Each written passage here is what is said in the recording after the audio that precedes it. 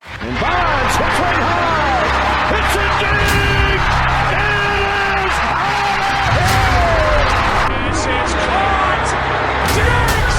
Sideline. Touchdown. Unbelievable. Bryant for the win. Bang. Watch out. He's got getting away from the top speed.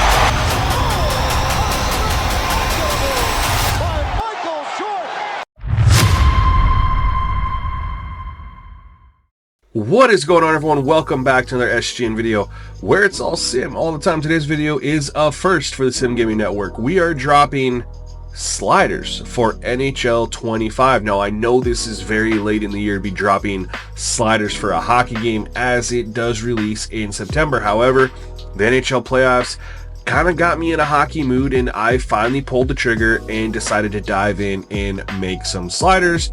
And I thought, we'll do a test run. I will drop these for the community who plays NHL franchise mode. Hopefully you guys will go ahead and test it out and give me some feedback. And if you like these at all, or like parts of it, or you feel like there's potential here, let me know. And if we get enough feedback and it's decent, and I'm kind of being told, hey, continue what you're doing, I will add NHL 26 to the list of games to make sliders for. So I guess my request is, please just give me good feedback, right? And follow the video. We're going to talk about a couple things with difficulty here as we go through the video, but we're going to go ahead and dive in here in a moment. I do want to say thank you for clicking on this video to see what I have to provide for you. If you are new to the channel, please do me a favor, click that subscribe button, join the SGN family, man, join SGN Nation. We are very sim around here, as we like to say, and there is a link to the Discord in the description of the video. We got 4,000 people in there who think just like you when it comes to franchise gameplay in our sports video games mode, so you definitely want to join the Discord. And also, if you like anything that I'm providing to you in this video, please like the video. It takes a second of your time, and it helps other people find this video because YouTube pushes videos based on the likes. So if you could do me those favors, I really appreciate it. I'm going to assume you just went ahead and did it for me because you're awesome, so thank you. Now let's dive into the video. We're going to touch real quick on the game settings before we go into the sliders.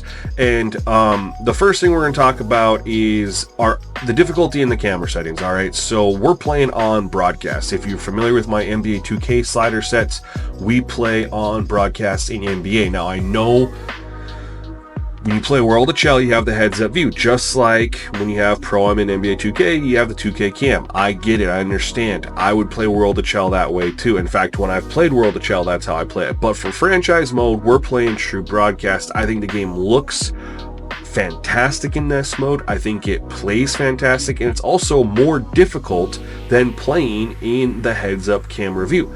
So that's where we're going to tie that into the difficulty of Pro. Of course, everyone's going to have a different skill level in the game. However, if you've been someone who's played on the heads-up camera view, you might find playing on Pro and the true broadcast to be enough of a challenge getting used to the different camera angle. Of course, plenty of people play on broadcast already, and Pro might be too easy. That's okay. We'll talk about what we can do to make sure you get that challenge and realism that you're looking for. We don't want you to be winning games 10 to 15 to 0 if you are like that on the sticks, which I know a lot of you are.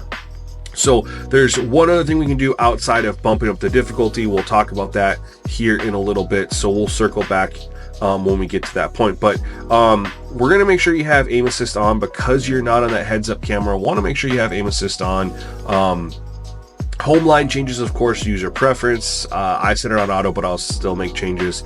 It's just something less I have to worry about during the game. But of course, do what you feel comfortable with and what you like. Period length, we're at 7 minutes. I wish there was a way to make this game be realistic on 20-minute periods as far as shot attempts and the amount of hits per game, but unfortunately, like most EA games, it's arcade at its core. So to get realistic hits per game and shots on goal per game, you have to cut the period length down to 7 minutes. It is what it is. We make do with what we got, right?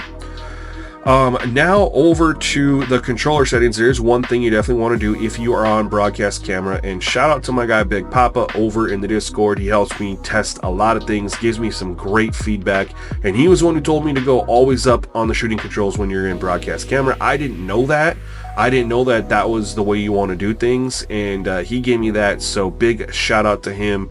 Always taking his time to help me out, and I really appreciate it. But that's the main one here. If you are new to playing on broadcast cam, make sure you go ahead and turn your shooting controls to always up. I am on the skill stick, as you can see. If you want to be on a different, you can, user preference again. So let's go ahead and dive into the gameplay sliders. So where we're going to be at here is it's pretty self-explanatory. Now, again, I'm going to shout out my guy Big Papa. I was playing around with a couple different things with the game speed. I was talking about, I was playing around with higher game speed, lower skate speed, or vice versa.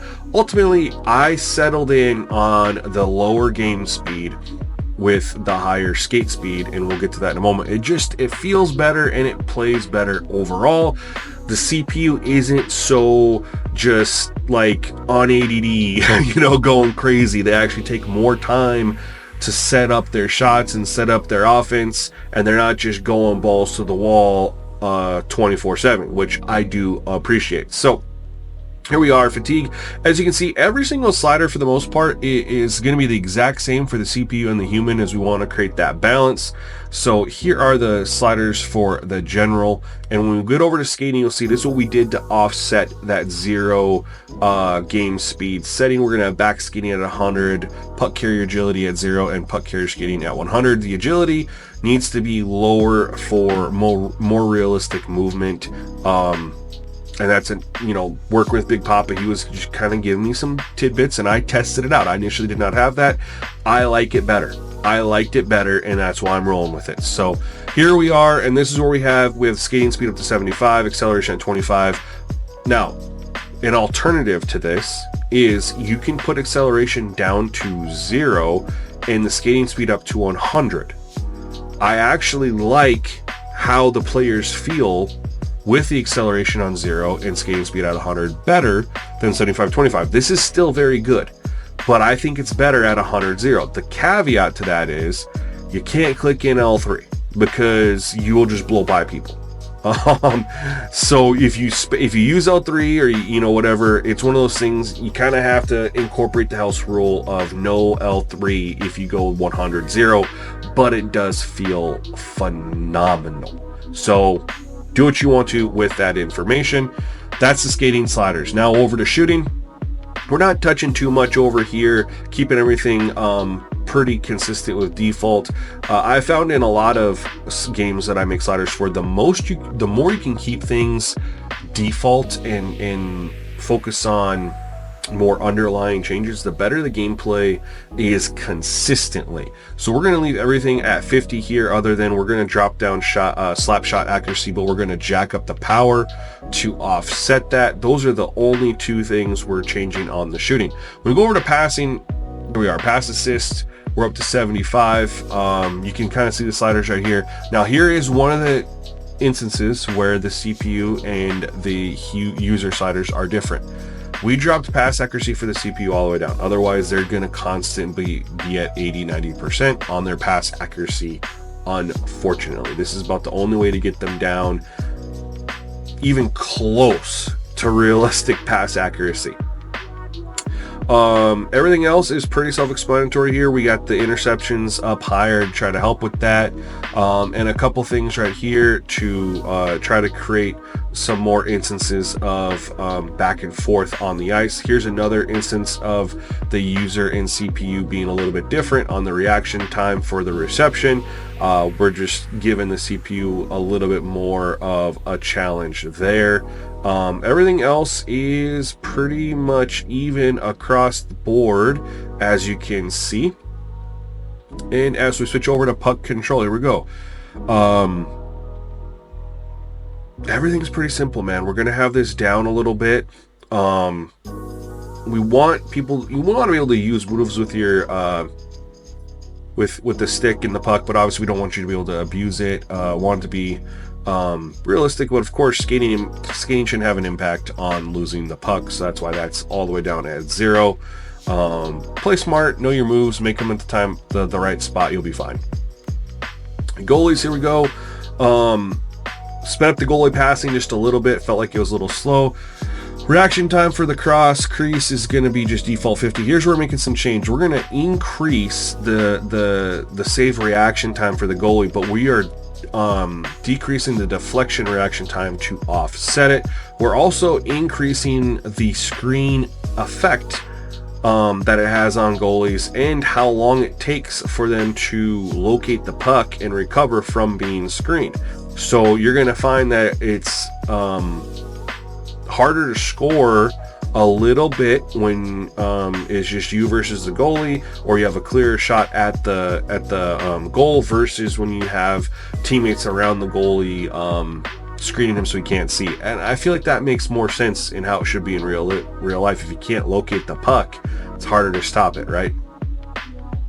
Checking, here we go. This one's tricky, man, because you want to try to tone down the amount of hits during the game. You wish that the CPU was a little bit more physical without always doing hits, but again, the game is arcade at its core, and unfortunately you just got to deal with it and make the most out of what you got. So here we are with our settings over on checking. We got the aggression drop down to try to help a little bit. It does nothing crazy. One thing I was told is if you want to have more of a playoff feel in the game, jack up the aggression, like go up to 75. You'll definitely feel like playoff hockey when you do that. So keep that in mind. If you want to keep it down at 25 for the regular season and then bump up to the playoffs, make that change.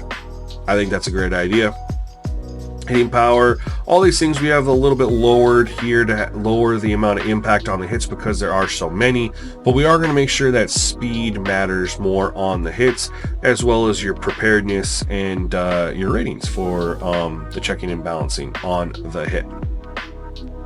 So everything is, let's see here, everything is all even up, no other offset versus human versus CPU. It's all going to be the same with the sliders. So there you are. Hopefully you guys are able to pause the video and put them in there. Again, you only need to catch the one since everything's pretty much even across the board. Now penalties, this is the one that these are tricky, okay, because you jack up some of these penalties right here and you still don't see them called, like boarding, high sticking, never see them called, even though they're jacked up to 75 and 100. And don't worry, I will scroll back through. This is just from the point of talking. Holding, you don't see that. Hooking, don't see hardly any of that. Interference, hardly see any of that. You know what penalties you do see called a lot? The ones that are down here at 25. They're down to 25, and tripping and slashing are the most common penalties. So I feel like this is similar to Madden, and only a couple penalties really work when you adjust them, and others just do absolutely nothing. That's where you're going to want to play around with the CPU penalties and CPU teammate penalties. If you aren't seeing enough penalties or how many you would like, just jack this up to 75. You're really only going to see tripping and slashing. That's why I say jack it up to 75. Give it a couple games and see. You might like the balance of the penalties where it's currently at. I tried to be pretty balanced on that, but again, everyone has their own preferences. But as we continue to go through the penalties here, it's unfortunate that you don't really see elbowing or cross-checking, charging. I've never seen charging, and they're jacked up pretty high. So do with that information what you will, but the penalties are all even across the board for the user and the CPU. We're going to get over to AI. So this one is very important, and this is where we talked about before when we talked about we're on pro difficulty. There's a couple things you can do. So first thing, we're on the 4-6 AI learning. CPU difficulty adjustment is 4 or 6. This is the one. So before you bump up to a higher difficulty level, put this up to 6 and 6. right? Scale up to make the CPU more difficult to play against. So without even changing the difficulty, you can just change them to be more difficult on pro difficulty. So the first thing I would recommend is bump this up to 6 if you are finding the slider set just isn't providing enough of a challenge for you. If you bump up to 6 and it still isn't there, drop it back down to 4 and go bump the difficulty level up, leave everything else the same, and rinse and repeat. You bump up the difficulty level, the 4 versus 6 isn't enough, put up to 6 still isn't enough, drop back down to 4-6, go up a difficulty level. Like, that's the way you want to go through this process. But CPU face-off difficulty, this is actually up at 50. I had it down at 25 while I was getting used to facing off in broadcast camera. But once I got it down, I was winning it every single time. So we don't want that. We want it a little bit more challenging. So go up to 50, 100. Now, if you were like me and the switch to broadcast cam, if you've only ever played World of Shell before, throws you off on the face-off, drop it down to 25 till you get the hang of it, then bump it up to 50. That's perfectly fine. That's what I did. So the CPU strategy adjustment is 4 out of 6 as well. Now, you can, if you're having some issues, go down to 3, but you don't want to go below 3. I was told that going below 3 is just asking for just stupid problems. So keep it at least 3, so you have a little bit of room to go down if the game for whatever reason is a little too hard for you. But if it's too easy, you have a lot more options to keep the slider set intact and just change the difficulty level. But without further ado, y'all, that is the slider set. Appreciate you guys checking out this video, and let me know what you think in the comment section below. Give me some feedback, join the Discord, give me some feedback there. Otherwise, stay tuned to the next one, y'all.